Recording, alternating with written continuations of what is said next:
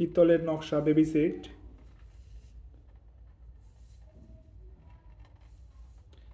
এটা ইন্ডিয়ান,